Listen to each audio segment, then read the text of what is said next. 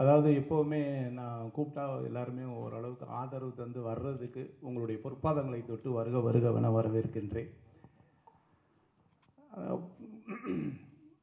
முன்னாலே வந்து டத்தோசிரி வாங்கணும், மலேசியாவிலையும் வாங்கணும், இந்த மன்னர்கிட்டையும் வாங்கணும். அதான் மினிமம் வந்து 3-4 இயர்ஸ் கேப் வேணும் அப்படின்ட்டு. எங்கள் அம்மா வந்து என்னை படிக்க வைக்கிறதுக்கு ரொம்ப கஷ்டப்பட்டாங்க. என் புள்ள படிக்கணும், உலகத்திலே பெரிய ஆளாக வரணும் அப்படின்ட்டு. நல்லா படித்து நிறைய பட்டமெல்லாம் வாங்கணும் அப்படின்னு அடிக்கடி சொல்லிகிட்டே இருப்பாங்க. முதல்ல என்னை பெற்ற தாய்க்கு இந்த தான்சிரி பட்டத்தை என்னை சமர்ப்பிக்கிறேன். என் தாய் அவங்க இப்போ உயிரோடு இல்லை, இருந்தாலும் அவங்க எண்ணத்தை நான் நிறைவேற்றிக்கிட்டு இருக்கேன். அதான் உண்மை. இந்த பட்டம் பொறுத்த வரைக்கும் நிறைய ஒரு 4-5 ப்ராடக்ட் கண்டுபிடிச்சிருக்கோம். இன்னோவேட்டிவாக சினிமாவில் இருக்கிறோம். தன்னம்பிக்கை பேச்சு உண்டு. இன்றைக்கி 2000 குடும்பங்களுக்கு வாழ்வாதாரமாக வேலை கொடுத்துக்கிட்டு இருக்கேன் இந்தியாவில். விஐபி ஹேர் கலர் ஷாம்பு மூலமாக, ஃபேக்ட்ரி மூலமாக, மார்க்கெட்டிங் மூலமாக. அது இல்லாமல் வந்து சினிமாவில் இருக்கிறோம், நடிச்சுக்கிட்டு இருக்கோம், அதெல்லாம் வேறு. இந்த சைடு ஏவிஎம், இந்த சைடு விஜயவாகினி. இதுக்கு இடையில் சினிமாவுக்கு என்னால் முடிஞ்ச ஒரு சிறிய உதவியாக இந்த ஏசி ஃப்ளோரு 3 ஃப்ளோர் இந்த இடத்துல கட்டி வச்சுருக்கிறேன். இதுவும் சினிமா தான், சினிமாவுக்கு இன்வெஸ்ட்மெண்ட் தான். சினிமாவில் எத்தனையோ பேர் சம்பாரித்து வெளியே இன்வெஸ்ட் பண்ணிகிட்ருக்காங்க. நான் வெளியில் சம்பாரித்து ஒரு சினிமாவுக்கு இன்வெஸ்ட் பண்ணிகிட்ருக்கேன். இன்றைக்கி இந்த இடத்துல இருந்த எல்லா ஸ்டுடியோவும் போய் எல்லாமே அப்பார்ட்மெண்ட்டாக மாறி பெட்ரூமாக மாறிடுச்சு. டப்பிங்கு ரீரெக்கார்டிங் பெட்ரூமில் நடந்துக்கிட்டு இருக்கு. இப்போ ஷூட்டிங் வேணும்னா எல்லோரும் இப்போ வந்து காஞ்சிபுரம் போக வேண்டியிருக்கு. ஆனால் அதை மீறி சினிமாவில் என்னால் முடிஞ்ச ஒரு இது இந்த ஆர்கே ஸ்டுடியோ. அதில் தான் இப்போ உட்காந்து முதல் பேட்டி உங்கள்கிட்ட. இந்த அவார்டு பொறுத்த வரைக்கும் ஆல்ரெடி நான் 18 நாட்டில் சிறந்த பேச்சாளர், தன்னம்பிக்கை மோட்டிவேட்டர் பேசுவார் அப்படின்னு சொல்லி கொடுத்துருக்காங்க டாக்டர் பட்டம். அதை மீறி நிறைய ப்ராஜெக்ட் பண்ணிகிட்டே இருக்கிறேன். பெரும்பாலும் சினிமாவில் இந்த மாதிரி அவார்டெலாம் நிறைய நடக்கும். தமிழ்நாட்டிலே நடக்கும், இந்தியாவில் நடக்கும். என்ன இருந்தாலும் ஆஸ்கார் வாங்குறது தான் எல்லாருமே பெருமையாக நினைப்பாங்க. இல்லை வந்து இட்டாலியில் போய் வாங்கினா நல்லது நினைப்பாங்க. வெளிநாட்டிலேருந்து ஒரு மன்னர் வந்து ஒரு அங்கீகாரம் அப்படிங்கிறது தமிழனுக்கும் தமிழன் செய்கிற தொழிலுக்கும் ஒரு வரவேற்பு உண்டு. விஐபி ஹேர் கலர் ஷாம்பு அப்படிங்கிறது உலகத்திலே இல்லாத, க்ளவுஸ் போடாமல் அப்படியே தொடலான்னு சொன்னேன். வெளிநாட்டுக்காரையும் ஏற்றுக்கலை. தமிழ்நாட்டில் இருக்க ஒருத்தன் கண்டுபிடிச்சிருக்குது, அது எப்படி சாத்தியம்? வெளிநாட்டில் மார்க்கெட்டிங் போன உடனே நிறுத்திடுவான். நான் அழகாக சொல்வது உண்டு. தமிழ்நாட்டில் செருப்பு ஃபேக்ட்ரி வச்சுருக்கவங்க அமெரிக்காவில் செருப்பு தைக்கிறதுக்கு அனுமதிக்க மாட்டாங்க, நம்ம போக முடியாது. ஆனால் அமெரிக்காவில் செருப்பு தைக்கிறவன் இந்தியாவில் என்ன வேணாலும் பண்ணுறதுக்கு அனுமதி உண்டு. அப்படி நம்மளை அலோவ் பண்ணுறதில்ல. உங்கள் கண்டுபிடிப்பா, இந்தியாவில் கண்டுபிடிச்சிருக்கீங்களா? அதெல்லாம் இல்லை. அப்படி என்னால் வந்து உலக அரங்கில் போராட முடியலை. நீங்கள் க்ளவுஸ் எல்லாம் பயன்படுத்தலாம், கண்டுபிடிச்சிருக்கேன். இந்திய அரசாங்கம் 20 ஆண்டுகள் எனக்கு பேட்டர்ன் கொடுத்துருக்காங்க, இன்டலெக்சுவல் ப்ராப்பர்ட்டி அப்படின்ட்டு. சர்டிஃபிகேட் காமிச்சா கூட ஒத்துக்கலை. என்ன பண்ணால் தான் ஏன் ஒத்துக்குவீங்கன்னு கேட்டால், இல்லை சார் அது இந்தியா சைனா அதெல்லாம் அப்படிங்கிறான். அப்போது ஒரு முடிவெடுத்து லண்டனில் போய் கின்னஸ் வேர்ல்ட் ரெக்கார்டு ஆஃபீஸில் அப்ளை பண்ணி, உலகத்திலே வெறுங்கையில் பயன்படுத்தக்கூடிய ப்ராடக்டை ஒரு தமிழனாக ஒரு இந்தியனை நான் கண்டுபிடிச்சிருக்கேன், ப்ரூவ் பண்ணுறேன்னு சொல்லி 1000 சொச்சம் பேர் தலையில் ஹேர் கலர் இது கிரே ஹேரோடு இருக்கிறவங்களுக்கு ஹேர் கலர் பண்ண வச்சு, வெறுங்கையில் பண்ண வச்சு, கையில் ஒட்டலைன்னு ப்ரூவ் பண்ணதுக்கப்புறம் தான் உலக மார்க்கெட்டில் நான் என்ட்ரி ஆனேன். ஏன்னா இன்றைக்கி இந்தியர்கள் தொழில் செஞ்சாலும் தமிழர்களாக இருந்தாலும் உலக மார்க்கெட்டில் அங்கீகாரம் கிடைக்கல. இந்த அங்கீகாரத்துக்கு ஒரு படிக்கட்டாக தான் இதை நான் பார்க்குறேன். வெளிநாட்டில் இருந்து ஒரு மனித தொழில் செய்கிறாங்க, ஒரு பண்ணுறாரு, இந்தாங்கன்னு சொல்லும்போது வெளிநாட்டில் போகும்போது நமக்கு ஒரு விசிட்டிங் கார்டாக இருக்குது. அதான் உண்மை. இதனால் நான் வந்து சாதிச்சிட்டேன்னு சொல்கிறத விட சாதனை நோக்கி பயணிக்கிறதுக்கு ஒரு பாதையாக இந்த தான்சிரி எனக்கு அமையும். கின்னஸ் வேர்ல்ட் ரெக்கார்டும் அப்படி தான். கின்னஸ் வேர்ல்ட் ரெக்கார்டு படிச்சிருக்கேன், கையில் ஒட்டாதுன்னு சொன்னப்போ எல்லோரும் வரவேற்றாங்க. ஒரு 25 கண்ட்ரியில் பிஸ்னஸ் பண்ணிக்கிட்டு இருக்கேன். ஆமாம், பிஸ்னஸ் பண்ணிக்கிட்டு இருக்கேன். ஆனால் சினிமாவுக்கு ஒரு ஸ்டுடியோ கட்டி வச்சுருக்கேன். இங்கே பார்த்தீங்களா எவ்வளோ பெரிய ஏசி ஃப்ளோர் இருக்குன்னு. உண்மையை சொல்கிறேன். இப்போ ஒரு படம் பண்ணிக்கிட்டு இருக்கேன்னா, ஒரு விலங்குகளை வச்சு குடும்பத்தோடு பார்க்குற படம். ஆல்மோஸ்ட் ஷூட்டிங் முடிஞ்சிருக்கு, விரைவில் ரிலீஸுக்கு வரும். சினிமா அப்படிங்கிறது என்னுடைய கனவு, என்னுடைய பேஷன். அதை விட சினிமாவில் நம்ம இருக்கோங்கிறதுக்கு நிச்சயமாக நான் ஒரு சேவையாக நினைக்கிறேன் இந்த ஸ்டுடியோவை. இதில் பிளாட் கட்டியிருந்தால் நல்லா கட்டியிருக்கலாம், நல்ல வீடு கட்டியிருக்கலாம், எல்லாம் கட்டியிருக்கலாம். ஆனால் இந்த கோடம்பாக்கம் அப்படிங்கிறது உலகுக்கே தெரிஞ்ச ஒரு விஷயம். சென்னைனாவே கோடம்பாக்கம் தான் பேசப்படுற விஷயம். நான்லாம் வந்து காரைக்குடியிலேருந்து கனவு கண்டு கோடம்பாக்கத்துக்கு வந்தவன். எத்தனையோ இளைஞர்களுக்கு முன்னுதாரணமாக அந்த கோடம்பாக்கங்கிற பேர் இருந்திருக்கு. ஆனால் இந்த சினிமாவை கோடம்பாக்கத்தை விட்டு துரத்திட்டாங்க. இப்போ கோடம்பாக்கத்தில் இல்லை சினிமா. என்னன்னாலும் இருக்கணும்னு நினச்சி தான் இந்த ஸ்டுடியோ கட்டியிருக்கேன். ஆதரவு தாருங்க. நான் சினிமாவில் வந்து படம் எடுக்கலைன்னு நினைக்கிறத விட படம் எடுக்கிறத விட முக்கியம் இந்த மாதிரி ஒரு சினிமாவுக்கான ஒரு தளத்தை உருவாக்கணும் அப்படின்னு நினச்சது பண்ணியிருக்கிறோம். அவங்க வந்து அங்கீகாரம் கொடுத்த ஒரு சர்டிஃபிகேட் இருக்குது. அந்த மன்னர் இருந்தாலும் என்னுடைய பேச்சும் என்னுடைய உழைப்பையும் பார்த்துட்டு அவர் வந்து கிட்டத்தட்ட ஒரு 400 ஆண்டுகளுக்கு முன்னால் இருக்கிற ஒரு வாளை வந்து எனக்கு பரிசளித்தார். அவருடைய மகன் அதே மாதிரி ஒரு பரிசளித்தாங்க. நினைவு சின்னம் அப்படிங்கிறது அவங்கள பொறுத்த வரைக்கும் இதை எடுத்துகிட்டு போங்க, நாங்கள் லெட்டர் தரோம் இது உங்களுக்கு அப்படின்னு அவருடைய வீடியோலாம் கொடுத்துருக்கேன் ஜானுக்கிட்ட. இந்த என்னால் தூக்க முடியல, நான் உண்மையாக அதை தூக்க முடியல. ஏன்னா சினிமானா ஒரு அட்டக்கத்தி கொடுத்துருவாங்க, அழகாக பெயிண்ட் அடித்து இப்படி சிக்ஸின்னு தண்ணிடலாம். இது ஒத்த கையில் பிடிச்சி இப்படி நிப்பாட்டுறதுக்கு ஒரு ஸ்டில்லுக்கு நான் படாத கஷ்டப்பட்டேன். கை ஆடிச்சு விடுன்னு. அந்த காலத்தில் வந்து வீரம் அப்படிங்கிறது இந்த வாழை தொட்டு பார்க்கும்போது தெரியும் ஒருத்தனுக்கு வந்து எவ்வளோ பெரிய வீரம் இருந்திருக்கும், அந்த வீரத்துக்கு அவன் எவ்வளோ தகுதியானவனாக இருந்தால் அந்த வாழை எடுத்து ஃபைட் பண்ணியிருப்பாங்க அப்படின்ட்டு. இப்போவும் யுத்தம் நடக்குது உலக லெவலில். கம்ப்யூட்டர் கேம்ஸ் பார்த்த மாதிரி இருக்குது. நீங்கள் வேணால் பாருங்கள், அப்படி தான் இருக்குது. கம்ப்யூட்டர் கேம் மாதிரி தான் இருக்குது. எத்தனையோ யுத்தம் பார்த்துட்டு இருக்கோம். அந்த காலத்தில் களத்தில் இறங்கி அவங்களுடைய வீரத்தை காட்டின வாள், அவங்கனால இதை எடுத்து வீச முடியும்னு காட்டின வாள். இப்போ அப்படிலாம் இல்லை, கம்ப்யூட்டர் உலகமாக மாறிடுச்சு. யுத்தம் வேறு மாதிரி போயிட்டுருக்கு, டிஜிட்டலில் போயிட்டுருக்கு, ஏஐயில் போயிட்டுருக்கு. ஆனால் எனக்கு இந்த வாளை பரிசளித்தது பெருமையாக நினைக்கிறேன். அதை இந்தியாவுக்கு எடுத்துகிட்டு வந்திருக்கேன். அதை உங்கள்கிட்ட காமிக்கிறதும் சந்தோஷத்தை பகிர்ந்துக்கிறதா நினைக்கிறேன். மகிழ்ச்சி. வேறு ஏதாவது நீங்கள் கேள்விகள் இருந்தால் கேட்கலாம். இந்தா, அதாவது நமக்கு வந்து ஃபைட்டு மாஸ்டர் இருக்க வரைக்கும் பயிற்சியெல்லாம் தேவையில்லை. ஓரளவுக்கு என் படத்தில் நான் வந்து டூப் போடாமல் தான் பண்ணியிருக்கேன். அத்தனை படமும் நிச்சயமாக வால் ஃபைட்டாக இருந்துச்சுன்னா கற்றுக்குவேன். அதாவது வந்து நிச்சயமாக. ஆனால் பட் இதை வச்செல்லாம் பண்ண முடியாது. ஏதாவது ஆச்சுன்னா அவன் போய் சேர்ந்துருவேன். நமக்கு இருக்கவே இருக்குது காப்பி இல்லையா, டூப்ளிகேட் பண்ணி பண்ணிடலாம். ஆர்கே சார் வாழ்த்துக்கள். ரைட் போடுங்க சார். வாழ்த்துக்கள். எங்களுக்கு வந்து இந்த டத்தோஸ்ரீனா என்ன, டான் 3 ஷட்டோனா என்ன, அது என்ன வித்தியாசம், இது எதுக்காக கொடுப்பாங்க, எந்த நாடு? அதாவது வந்து சேவை மனப்பான்மை புதிய கண்டுபிடிப்பு மக்களுக்கு அப்படிங்கிறது. நான் வந்து பணம் கொடுத்தா கூட 1 லட்சம் கொடுக்கலாம், 2 லட்சம் கொடுக்கலாம், 10 லட்சம் கொடுக்கலாம், கோடி கொடுக்கலாம், திரும்ப திரும்ப எதிர்பார்ப்பாங்க.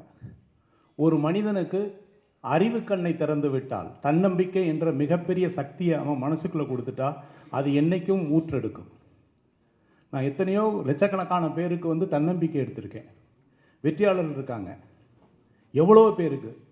என் பேச்சை கேட்டு வாழ்க்கையில் மிகப்பெரிய லெவலில் பொருளாதார சுதந்திரம் அடைஞ்சவங்க எத்தனையோ பேர். அந்த சேவை செஞ்சுருக்கேன். ஒன்று. ரெண்டாவது, விஐபி இந்த இது மட்டும் இல்லை, கொரட்டைக்கு நான் மருந்து கண்டுபிடிச்சிருக்கேன். உலகத்திலே கிடையாது. இங்கே இருக்காங்க அத்தனை பேரும் நான் இலவசமாக உங்களுக்கு தரேன் கொரட்டை. நீங்கள் ஒரு 7 நாள் உச்சந்தலையில் தடவுங்க, கொரட்டை வந்து 0. Sleep apnea dangerous, heart attack. நிறைய பேர் நைட்டில் செத்து போயிடுவாங்க. காரணம் என்னென்னா கொரட்டை தான் காரணம். ஆக்சிஜன் ஃப்ளோ இருக்காது. அதுக்கு எப்படி இருக்குன்னா 50,000 ரூபாய்க்கு பெரிய மாஸ்க் இருக்குது, சைலன்சர். வண்டிக்கு மட்டும் சைலன்சர் இல்லை, இப்போ மூக்குக்கெல்லாம் சைலன்சர் இருக்குது. 2 சைடு போட்டு பக்கத்தில் பொண்டாட்டி நிம்மதியாக தூங்கணும்னா இவன் சைலன்சர் மாட்டணும். எந்திரிச்சு பார்த்தா நமக்கே பயமாக இருக்கும். ஐயோ எவனோ ஒருத்தன் படுத்து கிடக்கிறான் பக்கத்துலேயே. இப்போல்லாம் கொரட்டை வந்துச்சுன்னா அவங்க அந்த ரூமு இவன் இந்த ரூம், அப்படி தானே இருக்க வேண்டியிருக்கு. அதுக்கு ஒரு ரெமிடி உலகத்திலேயே சாப்பிட்றது இல்லை. உச்சந்தலையில் தடவுனாவே கொரட்டை நிற்கும்னு நம்ம வந்து ப்ரூவ் பண்ணியிருக்கோம். ஐசிஎம்ஆர்ஐ வெப்சைட்டில் அது அப்ரூவ்டு, இந்தியனுடைய மெடிக்கல் கவுன்சிலில் அப்ரூவ்டு. அவருடைய சர்டிஃபிகேட் தரேன், பேப்பர் தரேன், பயன்படுத்துங்க. உங்களுக்கு கொரட்டை நிற்கலைன்னா பணத்தை நான் ரீஃபண்ட் தரேன். உலகத்துக்கே சேவை செய்கிறேங்க. அதில் சொல்லியிருக்காங்க, நைட்டு உச்சந்தலையில் தடவிப்படுத்திங்கன்னா உங்களுக்கு ஹார்ட் அட்டாக் வராது, ஆக்சிஜன் நல்லா ப்ரீத் பண்ண முடியும். அப்படிங்கிற அளவுக்கு சர்டிஃபிகேட் வாங்கியிருக்கோம், கிளினிக்கலி ப்ரூவன். அது கண்டுபிடிச்சிருக்கேன். இது மக்களுக்கான சேவை. விஐபி ஹேர் கலர் ஷாம்பு மக்களுக்கான சேவை. கொரோனா நேரத்தில் நான் நிறைய சேவை செஞ்சது, மாஸ்க் வாங்கி கொடுத்ததெல்லாம் விட, காலையில் எந்திரிச்சு ஒரு கஷாயம், அந்த கஷாயத்தை காக்கல் பண்ணி முழுங்கிட்டா இன்னைக்கு கொரோனா வைரஸ் வந்து உங்கள் மூக்குலையும் உங்கள் தொண்டையிலையும் அஃபெக்ட் ஆகாது அப்படின்னு. அதுவும் ஐசிஎம்ஆர் அப்ரூவல். இங்கே வந்து செட்டிநாடு மிஷன் இருக்கு இல்லையா, அங்கே கிட்டத்தட்ட 2000-3000 பேருக்கு கொடுத்து அப்ரூவல் பண்ணி வச்சுருக்கிறேன். இந்த 3 கண்டுபிடிப்பும் மக்கள் சேவைக்காகத்தான் பண்ணது தான். அதெல்லாம் பேஸ் பண்ணி கொடுக்கக்கூடியது தான் இந்த மாதிரி அங்கீகாரம். சார், இது எந்த நாட்டில் கொடுத்தாங்க? இந்த விருது வாங்கினால உங்களுக்கு விசா ஏதாவது சிறப்பு சலுகைகள் அந்த நாட்டில் உண்டா? அந்த நாட்டில் உண்டு நிச்சயமாக. எந்த நாடு அங்கீகாரம் பண்ணாங்க போகலாம், ஏர்போர்ட்டில் ஃப்ரீயாக போகலாம் அதெல்லாம் உண்டு. நான் இன்னொன்று சொல்கிறேன், என்கிட்ட இன்னமே போனால் அங்கே போலீஸ் வந்து ஏர்போர்ட்டில் வந்து கூட்டிகிட்டு போவாங்க வண்டியில், ஃபோன் பண்ணி நீங்கள் சொல்லணும் அப்படின்னாங்க. நான் அந்த மாதிரிலாம் எதையும் பயன்படுத்துறது இல்லை உண்மையாக. அவரை பொறுத்த வரைக்கும் அவ்வளோ வயசானவர், பார்த்தீங்கன்னா தெரியும். அவர் வந்து அங்கே நிறைய மக்கள் சேவை செஞ்சுருக்கிறாங்க. இது வந்து பிலிப்பைன்ஸ் நாட்டில் ஆச்சேன்னு சொல்லிட்டு ஒரு நாடு. அங்கே சுனாமி வந்து 3 லட்சம் பேர் செத்து போயிட்டாங்க. 3 லட்சம் பேர் அடித்து எடுத்துக்கிட்டு போயிடுச்சு. அப்படியே நடுக்கடலில் நின்ன ஒரு கப்பல் வந்து, இப்போ சென்னையில் எப்படி பாண்டி பஜார் பனங்கல் பார்க் இருக்குது, அப்போ மெரினா பீச்சிலேருந்து பனங்கல் பார்க்கில் ஒரு கப்பல் வந்து நின்னா என்ன இருக்குமோ கற்பனை பண்ணி பாருங்கள். அது மாதிரி அவங்க நாட்டில் நடு ஊருக்குள்ளே வந்து ஒரு கப்பல் வந்து இருக்குது, சுனாமியில் மிதந்து வந்து. அந்த மாதிரி பாதிக்கப்பட்ட இதுக்கு நான் அப்போவும் கொஞ்சம் சேவை செஞ்சேன், அவங்கள்ட்ட சொல்லி ஹெல்ப் பண்ணேன் அந்த நேரத்தில். அப்போலேருந்து எனக்கும் மன்னருக்கும் தொடர்பு உண்டு. இதெல்லாம் எப்படின்னா, ஒரு ப்ராடக்ட் விற்க போகும்போது சந்திக்கக்கூடிய ஒரு விஷயங்கள், அதுக்கப்புறம் நம்ம யார், என்ன பண்ணுறோம், என்ன ஏதுங்கிற பழகிறத வச்சு அதை வச்சு தேர்ந்தெடுக்கிறது தான் இது. மகிழ்ச்சி. அடுத்து சார், நம்ம ஊர் ராஜாக்கள் பொன்னியின் செல்வன் அந்த மாதிரிலாம் கேள்விப்பட்டிருப்போம் நம்ம. ஸோ அவங்க வாழை தூக்கத்துக்கே அதுவே வெயிட் அதிகமாக இருக்கும். அந்த வாழையே வந்து அரசாங்கம் கைப்பற்றி அவங்க வந்து காட்சிப்படுத்தி வச்சுருக்காங்க, எல்லாருக்குமே தெரியும். ஸோ அப்படி இருக்கும்போது இது ராஜவாள், இந்த வாழை எப்படி உங்ககிட்ட கொடுத்தாங்க? இல்லை அவரோட பணம் வாங்கினாங்க? மன்னிக்கணும், அதாவது வந்து இது வந்து அவருடைய சொந்தம், அவர் வச்சிருக்கிறது. மன்னர்கள் இன்றைக்கி எல்லாமே அவங்க வச்சுருக்காங்க. அவங்க நினச்சா அந்த இந்த இந்த இதை தான் கொடுக்குறாங்க. இது வச்சிருக்கிறத கொடுக்குறது, அவங்க வாங்கி கொடுக்குறது இல்லை.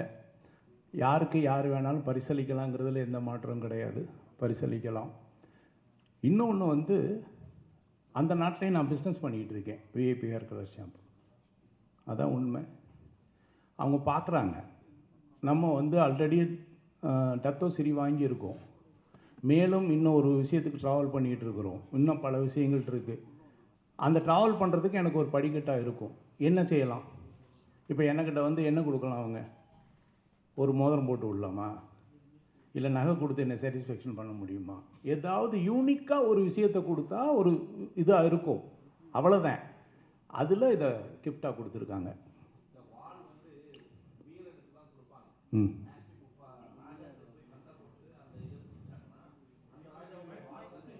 அந்த மனிதர்களுடைய எண்ணத்தை மாற்றி அமைக்கக்கூடிய வீரனாக நான் இருக்கிறேன். இன்னைக்கு வந்து ஒரு மனிதனுடைய எண்ணம், ஒருத்தன் தற்கொலை பண்ணிக்கிறான்னு வைங்க, அவனுடைய எண்ணம். ஒருத்தன் மனித வெடிகுண்டாக மாறுகிறான் என்றால் அது அவனுடைய எண்ணம் கிடையாது, இன்னொருத்தன் மோட்டிவேட் பண்ணுறான். தன்னுடைய இடுப்பிலே தானே ஒரு குண்டை கட்டிட்டு அதை பட்டன் அமைக்கி ஒருத்தன் சாகுடான்னு சொல்லணும் ஒருத்தன் மோட்டிவேட் பண்ணுறான்னு வைங்களேன். இந்த ஆயுதத்தை விட வார்த்தை என்ற ஆயுதம் மிகப்பெரியது. உன் உயிரை நீ மாய்த்துக்கொள் என்று அவனையே மனித வெடிகுண்டாக மாற்றக்கூடிய சக்தி நம்முடைய வார்த்தைக்கு இருக்குது, நம்மளுடைய மோட்டிவேஷனுக்கு இருக்குது. இந்த உலகமே அதில் தான் இருக்குது. நீங்கள் எவ்வளோ பேராக இருந்தாலும் சரி, பெரிய படை வச்சிருக்கிறதா இருந்தாலும் சரி, இயக்கமாக இருந்தாலும் சரி, மோர் தென் ஆயுதத்தை விட வார்த்தைக்கு அதிக சக்தி உண்டு. மோட்டிவேட் பண்ணுறாங்க. என் பின்னால் ஒரு கூட்டம் இருக்குது அப்படின்னு சொல்கிறாங்களே, எதை வச்சு சொல்கிறாங்க? அவங்களுடைய வார்த்தையை வச்சு தான், அவங்களுடைய பேச்சை வச்சு தான். என்னை பொறுத்தவரை இந்த ஆயுதத்தை விட உங்களுடைய பேச்சு மிகப்பெரிய ஒரு ஆயுதம். எண்ணத்தை மாற்றிவிடும், வாழ்க்கையை வளமாகவும் மாற்றிவிடும். இல்லை என்றால் தற்கொலை செய்யக்கூட அது தன்னை மாற்றிவிடக்கூடிய சக்தி வாய்ந்தது. வாளுக்கு அது கிடையாது, மனிதனுக்கு அது உண்டு. நீ நினைத்தால் ஒரு மனிதனை மாற்றி விடலாம், வெற்றியாளனாக இல்லை, உயிரை மாய்த்துக்கொள் என்று 2 வழிகள் இருக்கிறது. அதனால் பேச்சுக்கு அதிக சக்தி உண்டு. சார் வணக்கம். ஆர்கே சார் வாழ்த்துக்கள் சார். சார் வாழ்த்துக்கள் சார். சார் நீங்கள் கொரட்டைக்கு மருந்து கண்டுபிடிச்சிருக்கேன் அப்படின்னு சொன்னீங்க. அதை உச்சந்தலையில் வச்சா ஹார்ட் அட்டாக் கூட வராது அப்படின்னு சொன்னீங்க. இரவில் தூங்கும் பொழுது ஹார்ட் அட்டாக் வராது. நம்ம நாட்டில் நல்ல விஷயங்களை கண்டுபிடிச்சா அதை அங்கீகரிக்க மாட்டாங்க அப்படின்னு எல்லாருக்குமே தெரியும். அதை வெளிக்கொண்டு வர விட மாட்டாங்க. நீங்கள் கண்டுபிடிச்ச பொருளை வெளிக்கொண்டு வர விட்டாங்களா சார்? கண்டுபிடிச்சிருக்கேன், கிளினிக்கல் ஸ்டடி பண்ணியிருக்கேன். 500 பேரை வச்சு 1 மாதத்துக்கு அவங்கள தூக்க வச்சு ஸ்லிப் ஸ்டடி பண்ணி இன்றைக்கி இவ்வளோ சவுண்ட் இருக்குது, இவ்வளோ ஆக்சிஜன் ஃப்ளோ இருக்குது, இதை பயன்படுத்தினா என்ன இருக்குதுன்னு மார்க்கெட் பண்ணிகிட்டு இருக்கேன். ஆனால் அதுலேயும் பேர் வைக்கக்கூடாது, கொரட்டை நின்றுன்னு சொல்லக்கூடாது, இப்படி பல சட்டத்திட்டங்கள்லாம் இருக்குது, புரியுதுங்களா? அதையும் மீறி அந்த நேமை மாற்றி எல்லாம் மாற்றி பண்ணிகிட்ருக்குறோம். இன்னொன்று நான் கேரண்டி தரேன், தலையில் தடவி கொரட்டை நிற்கலன்னு பணத்தை ரீஃபண்ட் தரேன், அந்த கேரண்டி தரேன். ஏன்னா இது வரைக்கும் கிட்டத்தட்ட ஒரு 50,000 பேர் யூஸ் பண்ணியிருக்காங்க. கிட்டத்தட்ட 4-5 வருஷமாக பண்ணிக்கிட்டு இருக்கேன். ஆமாம், யாருக்காக இருந்தாலும் நான் உங்களுக்கு இலவசமாக தரேன், நீங்கள் பயன்படுத்துங்க, கவலைப்படாதீங்க. சார் இன்னைக்கு கொரட்டையால் பல குடும்பங்களில் டைவர்ஸ் நடந்திருக்கு சார். கொரட்டையால் பல குடும்பங்களில் டைவர்ஸ் நடந்திருக்கு. அப்படி இருக்கும்போது நீங்கள் அதுக்கு ஒரு மருந்தை கண்டுபிடிச்சிருக்கீங்க. அது நீங்கள் ஏன் சார் இப்போ அதிகமாக ப்ரமோட் பண்ணலை? ஏன் ஸ்னோர் கேர் விஐபின்னு போட்டால் நெட்டில் இருக்குது, அமேசானில் இருக்குது, ஃப்ளிப்கார்ட் எல்லாத்துலேயும் இருக்குது. இல்லை, VIP snore care oil. Okay ஐயா சார், அதான் மோட்டிவேஷன் நல்லா பேசுகிறீங்க. இதை மக்களுக்கு பயன்படுத்துக்கு அரசியலில் வரலாம்ல, நீங்கள் அவங்கள மோட்டிவேட் பண்ணலாம்ல. ஒன்றும் இல்லைன்னா தப்பாக நினைக்காதீங்க. நான் என்றைக்குமே அரசியல் வேண்டாம்னு நினைக்கிறேன். அரசியல் பண்ணுறதுக்கு நிறைய பேர் இருக்காங்க. நமக்கு அரசியல் வேண்டாம். நம்ம தெரிஞ்சது என்ன இருக்கோ அதை செஞ்சுட்டு போவோம், தெரியாது நமக்கு எதுக்கு. சரி சார், உங்கள் குருநாதர் மாதிரியே மனுஷன் நம்பாமல் விலங்கு வச்சு படம் பண்ணுறீங்க. அதில் மனுஷர்கள்னு நடிக்கிறாங்களா?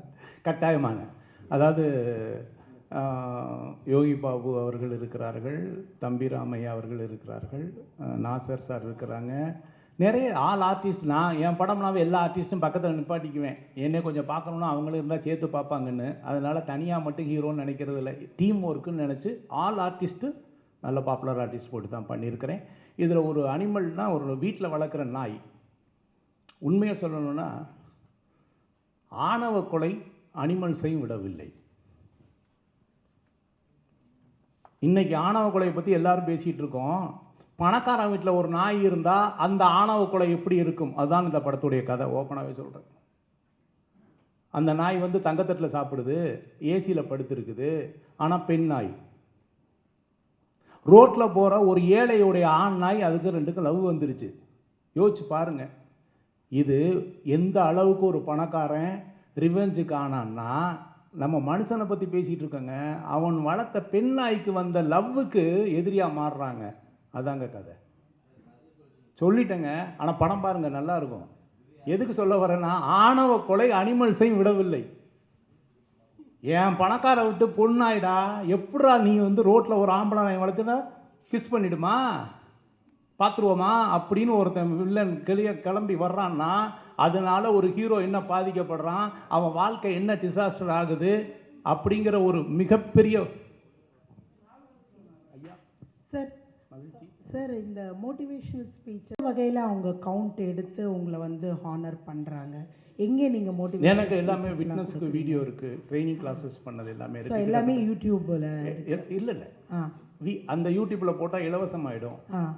நான் கக்கூசில் உட்காந்துட்டு செல்ஃபோனில் பார்க்குறதுக்கு நான் தயாராக இல்லை. நீங்கள் வந்திருக்கீங்க, நீங்கள் இன்வால்வ் ஆகியிருக்கீங்க, உங்களுடைய ப்ரொஃபஷனலுக்கு நீங்கள் முக்கியத்துவம் கொடுத்துருக்கீங்க. அதையே நான் செல்ஃபோனில் பேசி அப்படி அனுப்பிச்சோன்னா உங்களுக்கு எங்கே இருக்கணும் அங்கே உட்காந்து இது ஆர்கே சாருடைய பேட்டின்னு பார்த்துக்கிட்டு இருப்பாங்க. தன்னம்பிக்கை அப்படி இல்லை. என்னுடைய கண்ணு பேசணும், கை பேசணும், என் உடம்பு பேசணும், அதை இங்கேருந்து உணரணும். அப்போ தான் தன்னம்பிக்கை வரும், இல்லைன்னா வரவே வராது. அதான் முக்கியம். அதனால் தயவு செய்து நான் டிஜிட்டலில் மாற்றி விட்டு 2 இன்ச்சில் என்னை சுருக்க தயாராக இல்லை. நான் நடத்துகிற ட்ரைனிங்காக இருந்தால், மோட்டிவேஷன் இருந்ததுன்னா நீங்கள் வரணும், ஃபுல் டே இருந்து தான் பார்க்கணும். ஆமாம், செல்ஃபோனே நாட் அலவுடு. நீங்கள் வாழ்நாள் பூரா செல்ஃபோன் பேசுகிறீங்க, பேசிட்டு போங்க, பரவாயில்ல. இன்றைக்காவது ஒரு 4 மணி நேரம் சொல்கிறத கேளுங்கன்னு தான் சொல்லுவேன். ஒன்றும் இல்லை, ஃப்ளைட்டில் போனோம்னா என்னங்க சொல்கிறாங்க முதல்ல, அப்புறம் சுவிட்ச் ஆஃப் அப்படி இந்த டிஸ்டன்ஸை ட்ராவலை கடக்கிறதுக்கே சுவிட்ச் ஆஃப் பண்ண சொன்னான்னா வாழ்க்கையில் பொருளாதார சுதந்திரம் அடைகிறதுக்கு கொஞ்சம் சுவிட்ச் ஆஃப் பண்ணிட்டு காதை கொஞ்சம் திறந்து வைங்கன்னு சொல்கிறோம், வேறு ஒன்றும் இல்லை. மகிழ்ச்சி. அடுத்து சார், ஒரு நாய் கதை சொன்னீங்களே இப்போ, இது நன்றி உள்ள கதை சொன்னேன். சமீபத்தில் பார்த்தீங்கன்னா ஒரு பொலிட்டீஷியன் அந்த நாயை அடித்ததுனால ஒரு பெரிய இதுவே ஆச்சு, பிரளயமாக ஆச்சு. எச் ராஜா அவர்கள் மேலே அது வழக்கே தொடரப்பட்டதுன்னு சொல்லி தகவல் வந்திருக்கு. ஸோ அதன் மீன் பண்ணி தான் நீங்கள் இந்த படம் இது எடுக்குது. வந்து லவ் எச் ராஜாவை இது பண்ணுறதுக்கு அப்படிலாம் ஒன்றும் இல்லை. இது காதல் சம்மந்தப்பட்டது. ஒரு பணக்கார வீட்டில் ஒரு நாய் வளர்க்குறாங்க, பெண் நாய் வளர்க்குறாங்க. அது வந்து ஒரு ஏழை ஆண் நாயை காதல் பண்ணிடுது. நீங்கள் அது அடித்தது இல்லை. இந்த நாய் வந்து என் நாய் எவ்வளோ பெரிய பணக்கார நாய், நீ என்ன ரோட்டில் போகிற ஒரு இதை வச்சுட்டு என்கிட்ட பழக விடுறியான்னு, அதையும் மீறி அந்த நாய் ஏறி குதித்து அந்த காம்பவுண்டுக்குள்ளே வந்து பழகுது. இதுதான். ஆனால் ஹீரோ என்ன பாதிக்கப்படுறாங்கிறதான் கதை. சார் ஆர் கட்டன், கேமரா வந்து பாலசுப்ரமணியம் சார், இசை வந்து இமான் சார். சமீபத்தில் பார்த்தீங்கன்னா சீரியல் ஆக்டர் ஒரு நடிகை வந்து ஒரு ஆடிஷனில் ஒரு தவறான ஒரு வீடியோ இப்படி தான் பண்ணணும் அப்படின்னு சொல்லி ஆடிஷன் பண்ணதா ஒரு வீடியோ லீக் ஆச்சு. சீரியல்லே இந்த நிலைமைனா சினிமாவில் எந்த நிலைமையில் இருக்குது பெண்களுடைய இது பாதுகாப்பு? அதாவது வந்து பெண்கள் பாதுகாப்பு அப்படிங்கிறது உலகத்திலேயே எல்லா நாட்டிலையும் பேசக்கூடிய விஷயம். கரெக்ட். நம்ம எல்லாருமே ஒரு விதமான அனிமல். உண்மையை சொல்கிறேன், நம்ம எல்லாருமே அனிமல் தான், விலங்கினத்தை சார்ந்தவர்கள் தான். நம்ம இன்னைக்கு நீங்கள் அங்கே உட்காந்துருக்கீங்க, நம்ம இங்கே உட்காந்துருக்கோம் அப்படின்னா நம்மளை பாதுகாக்கிறது நம்மளுடைய சட்டம். முடிஞ்சால் ஒரு 24 மணி நேரம் இந்த நாட்டில் உள்ள சட்டத்தை மட்டும் நீங்கள் ஃப்ரீஸ் பண்ணிவிட்டு யார் வேணாலும் என்ன வேணாலும் பண்ணுங்கன்னு சொல்லி பாருங்களேன், என்ன நடக்கும்? யாரும் பணக்காரனாக இருக்க மாட்டான். எந்த பெண்களாக இருந்தாலும் யார் இருந்தாலும் யாருமே இருக்க மாட்டாங்க. உண்மையை சொல்கிறேன். நீங்கள் நானும் இன்னைக்கு இப்படி உட்கார்ந்துருக்கோம்னா நம்மளை காற்றில் இந்த சட்டம் நம்மளை பாதுகாக்கிறது. யாரையாவது பார்த்து கை நீட்டி உன்னை கொண்டு விடுவேன்னு சொன்னோம்னா சட்டம் பாதுகாக்குது. கையை பிடிச்சி இழுக்கலான்னு சொன்னால் சட்டம் பாதுகாக்குது. இதை மீறி தவறுகள் நடக்கிறது அப்படிங்கிறது நடந்துக்கிட்டே தான் இருக்குது. இந்த உலகத்தில் திருடனா பார்த்து திருத்த ஒழிக்க முடியாதுங்கிற மாதிரி உண்மையாலுமே கடுமையான சட்டங்கள் இருக்கிறது. இன்னும் கடுமையாக்கப்பட வேண்டும்ங்கிறது என்னுடைய வேண்டுகோள். ஆனால் நம்ம யாருன்னு ஒரிஜினலாக உங்களுக்கு தெரியணும் அப்படின்னா ஒரு 24 மணி நேரம் இந்தியாவில் இருக்க என்ன எல்லா சட்டத்தையும் ஃப்ரீஸ் பண்ணி வைக்கிறோம். முடிஞ்சா நீ 24 மணி நேரம் வாழ்ந்துக்கடான்னு சொல்லி பாருங்க, நம்ம யாருன்னு இந்த உலகத்துக்கு தெரியும். உண்மையான விலங்கு யார், இந்த மனிதர்களும் தெரியும். சட்டம் நம்மளை பாதுகாத்து கொண்டு இருக்கிறது. சட்டம் நம்மளை நிம்மதியாக தூங்க வைத்து கொண்டு இருக்கிறது. சட்டம் காற்றில் கலந்து நமக்கு பயத்தை காமிச்சு இருக்குது. இதை செய்யாத, அதை செஞ்சிடாத, இதை பண்ணிடாத, அதை பண்ணிடாத, தனியாக அப்படி இருக்குது அது அப்படின்னு சொல்லி வச்சுருக்காங்க. சட்டம்தான் இன்னும் கடுமையாக்கப்பட வேண்டும். அந்த பயம் இல்லைன்னா இப்படி வேணால் செஞ்சு பாருங்கள். நான் சொல்கிறது செஞ்சு பாருங்கங்க. 24 மணி நேரம் சட்டமே கிடையாது. என்ன வேணாலும் தப்பு பண்ணிக்க, ஜாலியாக இருந்துக்க, யாரும் பணத்தை வேணாலும் எடுத்துக்க, யாரை வேணாலும் கையை பிடிச்சி எடுத்துக்க, நீ எதை வேணாலும் பண்ணிக்க சொல்லி பாருங்களேன். இப்போ நான் நேர்மை நாணயம்னு பேசுகிற நம்மளுடைய உண்மையான கோணம் என்னன்னு அன்னைக்கு தெரியும். இன்னைக்கு நம்ம இப்படி வாழ்றதுக்கே சட்டம் தான் பாதுகாப்பு. சட்டம் தான் நம்மளை தனித்துவத்தில் வச்சிருக்கு. சட்டத்தை இன்னும் கடுமையாக்கப்பட வேண்டும். சட்டம் இன்னும் மனிதன் மனதில் ஆழமாக பதிய வேண்டும். பயம் இருக்கணும், இல்லைன்னா செஞ்சிருவாங்க. சார், அப்போ மனித ஒழுக்கம்லாம் ஒன்றுமே இல்லைன்னு சொல்கிறீங்களா? மனித ஒழுக்கம் இருக்குது. என்னத்துக்கு பின்னால் இருக்குன்னா சட்டத்துக்கு பின்னால் இருக்குது. யாரையுமே வந்து கோபம் வந்தோடனே கை நீட்டி அடிச்சிடக்கூடாது. கரெக்டாக? இதில் ஒழுக்கம் இல்லை, கோபம். நான் வந்து ஒருத்தரை அடிக்கக்கூடாது, என் தம்பியை நான் அடிக்கலாம். கரெக்டாக? ஆனால் தம்பியை கூட அடிக்கக்கூடாது, அது சட்டம். அப்போ என்ன சொல்ல வரேன்னா சட்டம் அதை விட காற்றுல கலந்துருக்குன்னு சொல்கிறேன். நமக்கு எப்பாவது ஒரு ட்ரிப் கோபம் வரலாங்க. அப்போ சட்ட விதிமீறலாம் நடக்குது சார். அது சார் சட்ட விதிமீறலாம் நடக்குதுல்ல, போலீஸ் என்கவுண்டர்லாம் நடக்குது. அதெல்லாம் அதை தாங்க சொல்கிறேன். அவங்க மட்டும் சரி பண்ணலாமா? அது இல்லை, நான் என்ன சொல்ல வரேன்னா அது இதையே சட்டமாக தான் வடிவமைச்சிருக்காங்க. என்கவுண்டருங்கிறது சட்டமாக்கப்படுகிறது இல்லையா? என்கவுண்டர் வந்து கொலையாக கருதப்படுகிறதா, இல்லை என்கவுண்டர் தற்காலிகமாக நடக்குதா? ஏதோ ஒரு லீகல் பாயிண்ட் எடுத்துக்கிறாங்கல்ல. ஆமாம், என்னை பொறுத்தவரைக்கும் பெண்கள் பாதுகாப்புக்கு இன்னும் கடுமையான சட்டம் இயற்றினால் நல்லது. அவ்வளோதான். மகிழ்ச்சி. சார், இப்போ தமிழ் சினிமாவில் வந்து ரொம்ப நெளிஞ்ச நடிகர்லாம் இருக்காங்க. இப்போ உங்கள் கூட நடித்த வடிவேல் சார் கூட வந்து இப்போ நடிக்கிறதே கிடையாது. ஸோ இந்த படத்தில் நடிக்க வருவாரா? கூப்பிட்டீங்களா அவரை? ஆல்ரெடி நான் கொடுத்து வச்சு 1 கோடி அவர்கிட்ட பணம் இருக்குது. அவர்கிட்ட கதை சொன்னேன். அவர் ஹீரோவை தான் நடிப்பேன் அப்படிங்கிற ஒரு மனநிலையில் இருந்தார்.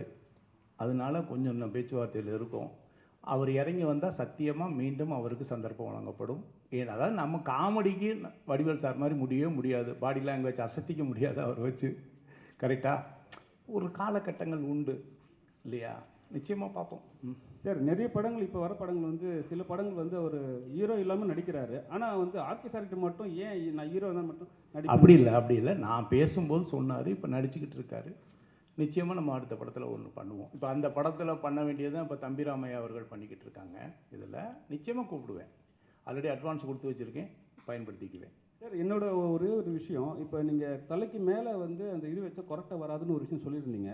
ஆனால் வந்து நிறைய பேருக்கு என்ன ஒரு டவுட்னா, அந்த கெமிக்கலை தலையில் வச்சா முடி கொட்டிடுமோ, அது வந்து நீங்கள் உறுதிப்படுத்த முடியுமா? மன்னிக்கணும், அது கெமிக்கல் கிடையாது. ஒரு நேச்சுரல் ஆயில், ஒரு இயற்கையிலேயே ஒரு மூலிகையிலிருந்து எடுக்கப்பட்ட ஆயில். இல்லை சார், நீங்கள் பேமெண்ட் ரிட்டர்ன் பண்ணி தரேன்னு சொல்கிறீங்க, அது நியாயமான விஷயம். ஒருவேளை முடி கொட்டிடுச்சுன்னா அதனால கொட்டாது. முடி வளர்ந்தா வளருமே ஒழிய கொட்டாது. அதுதான் கிளினிக்கலி ப்ரூவன் அப்படின்னு சொல்கிறது. அதுக்கு தான் ஐசிஎம்ஆர்ஐ அப்ரூவல் கொடுத்துருக்கோம், டெஸ்ட் எடுத்திருக்கோம், எல்லா டாக்குமெண்ட்டும் வச்சுருக்குறோம்.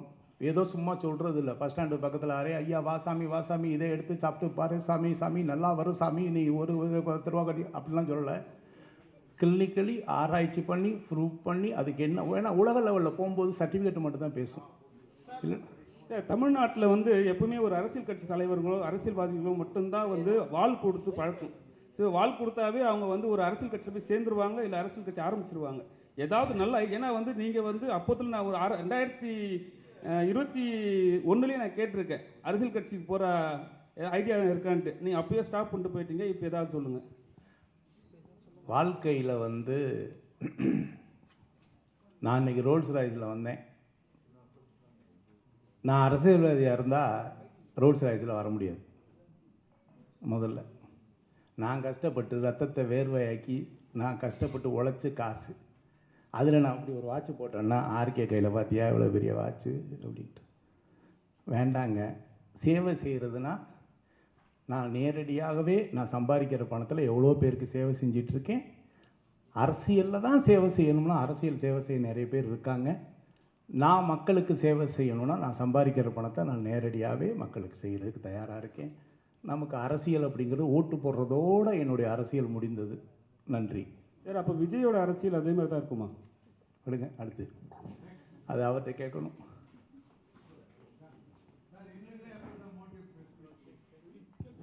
சார் நான் வந்து ஒன்று சொல்லவா?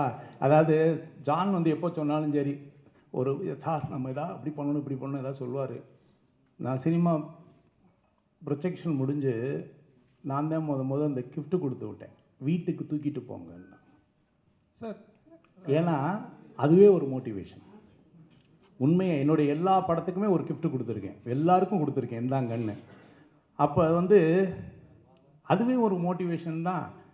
நீங்கள் போகிறீங்க, நீங்கள் சாப்பிட்றீங்க, படம் பார்க்குறீங்க, உங்களுடைய இல்லத்தரசியும் உங்கள் குழந்தைகளுக்கும் நீங்கள் என்ன சொல்ல போகிறீர்கள்? அப்பா அந்த படத்தை பார்த்துட்டியாப்பா, நீங்கள் மட்டும் எல்லாத்தையும் பார்த்துட்டு வந்துடுங்க. கரெக்டாக இல்லையா?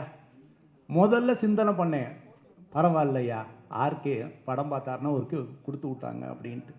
வீட்டுக்கு பயன்படுற பொருளாக தூக்கிட்டு போங்கன்னு சொல்லி தான் கொடுத்து விட்டேன். அதுவே ஒரு தன்னம்பிக்கையான விஷயந்தான். ஓகே, நீங்கள் உலகத்துக்கே உப்பு புளி பார்க்குற ஆளுங்க, கரெக்டாக இல்லையா? ஆமாம், எல்லாம் நக்கீரர் மாதிரி ஐயா எவ்வளோ தப்பு இருக்கோ அதை மன்னிச்சுட்டு எதை பார்த்து கொடுக்கணுமோ பார்த்து எழுதி கொடுக்கன்னு சொல்ல வேண்டிய நிலைமையில தான் நம்ம இருக்கவே ஒழிய. சொல்லுங்க சார். அப்புறம் சார், இங்கேருந்து படிச்சுட்டு போனால் ஃபாரின் இங்கே சார் இங்கேருந்து படிச்சுட்டு போனால் ஃபாரினில் வந்து வேல்யூ இல்லை அப்படின்ற மாதிரி சொன்னீங்க. அப்போ படிச்சுட்டு போனால் இல்லை, ஓகே, சர்டிஃபிகேட்டோ இல்லை கண்டுபிடிப்புகளுக்கு. ஓகே, தெளிவாக சொல்லுகிறேன், இந்திய கண்டுபிடிப்புகளுக்கு உலக அரங்கில் இருக்கக்கூடிய மரியாதையை பற்றி பேசுகிறேன். ஆனால் சாஃப்ட்வேர் கம்பெனி அப்படி இல்லை, உழைப்பு சார்ந்தது. உலகத்தில் பெரிய பெரிய பதவியில் இந்தியன் தான் இருக்கிறாங்க சாஃப்ட்வேரில். சார் அதுக்கு என்ன சொல்யூஷன் சார் நீங்கள் நினைக்கிறீங்க? நிறைய வரணும். இல்லை அங்கேருந்தா நம்ம படிச்சுட்டு இங்கே வரணும்? இல்லை, நிறைய வரணும். படிக்கிறதுல கண்டுபிடிப்புகளுக்கு நிறைய வரணும். நிறைய வந்து நம்ம கண்டுபிடிக்கணும், புதிய புதிய கண்டுபிடிப்புகள் இருக்கணும், நிறைய கண்டுபிடிக்கணும். அதை வச்சு தான் நம்ம பொருளாதாரங்களில் நம்ம போக முடியும். நிறைய ஃபேக்ட்ரிகள் வரணும், நிறைய இன்னோவேஷன் இருக்கணும். நல்லா யோசிச்சு பாருங்கள், இங்கே இது பின்னால் இருக்க அத்தனை கேமராவும் எந்த நாட்டு இது? சார் செல்ஃபோன் யோசிச்சு பாருங்க.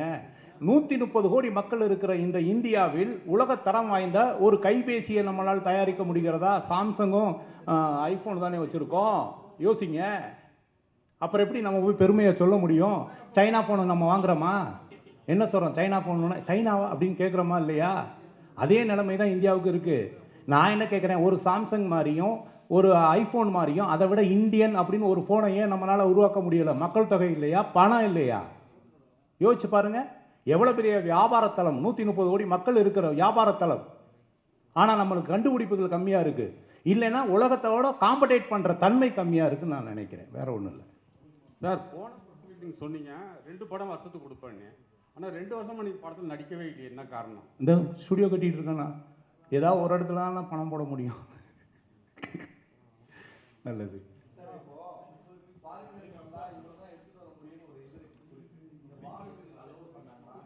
நீங்கள் வந்து வெளிநாட்டிலேருந்து கத்தி வாங்கின்னு வரலாம். ஏன்னா பெரிய பெரிய கத்திலாம், ஆர்டிஃபிஷியல் கத்திலாம் இருக்குல்ல, பெருசாக இருக்கு இல்லையா? தங்கம் தான் எடுத்துகிட்டு வரக்கூடாது. ஓகே. இல்லை, அந்த மன்னர் வந்து அனுபவிச்சது கோல்டு கோட்டர்னு நினச்சிக்கோங்க. ஓகே.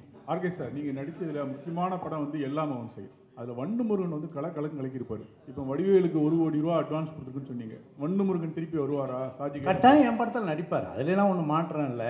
அந்த கதையில் அவருக்கு மாற்று கருத்து இருந்திருக்கலாம். அவருக்கு ஏற்ற ஒத்த கருத்தாக இருந்தால் நிச்சயமாக அவர் நடிப்பதற்கு தயாராக இருப்பார். நெருங்கிய நண்பர் கூட. அந்த 1 கோடி ரூபாய்க்கு எப்படி சார் மனசு வந்தது? இவ்வளோ நாள் அப்படியே வச்சிருக்காரு அவர். அப்படியெல்லாம் ஒன்றும் இல்லை. அந்த படம் பேசி ஷூட்டிங் போகிற நிலைமையில் இருந்தது. அது டைரக்டருக்கும் அவருக்கும் உள்ள ஒரு சின்ன இஷ்யூனால அவர் சரி சார். இன்னைக்கு இருக்கிற சுச்சுவேஷனில் நார்மல் பர்சனே ப்ரொமோஷனுக்கு அதிகமாக பண்ணுறாங்க. அப்படி அதுக்கு அடுத்தது பார்த்தீங்கன்னா அரசியலுக்கு போயிடுறாங்க. இன்றைக்கி 2 அரசியல் ஆயிடுச்சு. இங்கே சினிமா துறையிலிருந்து பெரிய அளவுக்கு ஜாமான் ஒருத்தர் போயிருக்காரு. எல்லாருமே கூப்பிடக்கூடியவர் விஜய் அவர்கள்.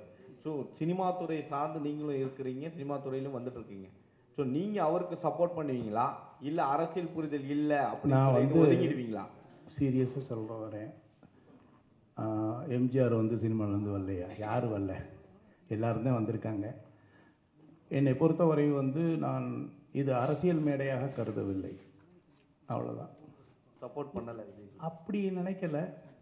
அதாவது வந்து வளர்ந்து வர்றது எல்லாருக்குமே, யாராக இருந்தாலும் சரி, அவங்கவுங்க அவங்க கடமையை செய்ய போகிறாங்க, அவங்க கருத்தை சொல்ல போகிறாங்க, மக்கள் ஏற்றுக்க போகிறாங்க. இப்போ நான் அரசியலுக்கு வரேன்னு என்கிட்ட கேட்டால் பரவாயில்ல. என்ன, நான் அரசியல் சார்ந்து ஓட்டு போடுறதோடு நிறுத்திக்கிட்டு இருக்கேங்கிறதே சொல்லியிருக்கிறேன். எல்லாரும் வரணும், எல்லாரும் மக்களுக்கு சேவை செய்யணும், எல்லாருமே களத்தில் இறங்குறது நிச்சயமாக நாகரிகமான செயல். அதில் மாற்றமே கிடையாது. அனைவரையுமே வரவேற்போம். யார் அரசியலுக்கு வந்தாலும் சரி, அது சீமானாக இருந்தாலும் சரி, விஜயாக இருந்தாலும் சரி, இன்னும் யார் வந்தாலும் சரி, வரவேற்போம். வாழ்க வளமுடன். இது எல்லாம் அவன் செய்யலா இல்லை ஆர்கே செய்யலாம்? அதாவது அவனின்றி அணுவும் அசையாது, அவ்வளோதான். ஆமாம். அதனால்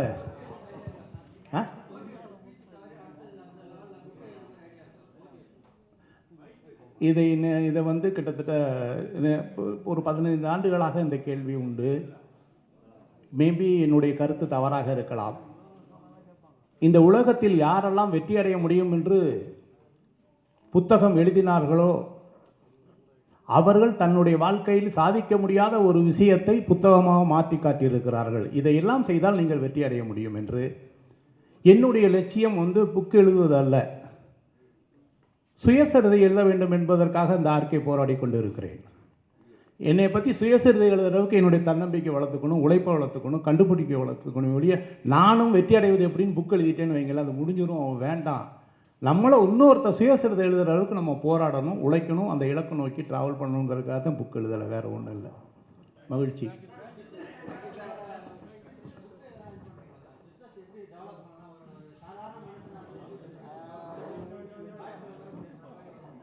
தொழில் வந்து எல்லாருமே வந்து சீக்ரெட் அப்படின்னா நம்ம காப்பி பண்ணிடலாம். தொழிலில் வெற்றி அடைகிறது வந்து சீக்ரெட் கிடையாது, மேஜிக். நகைக்கடை எடுத்துக்கோங்க, எல்லாமே 916 KTM தானே. ஒரு நகைக்கடையில் 2000-3000 பேர் உள்ளே நிற்கிறான். பக்கத்தில் உள்ள நகைக்கடையில் 4 பேர் உள்ளே போகல. நகை தானேங்க, நகை தானே.